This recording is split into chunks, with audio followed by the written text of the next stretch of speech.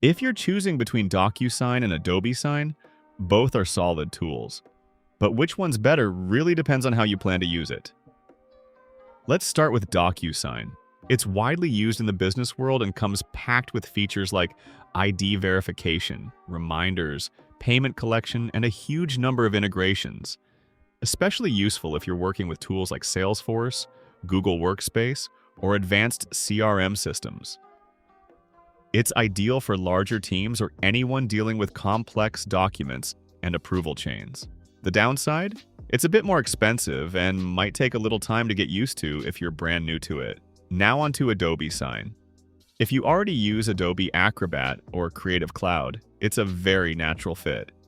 It's more affordable for small teams or individual users, and the interface feels clean and straightforward.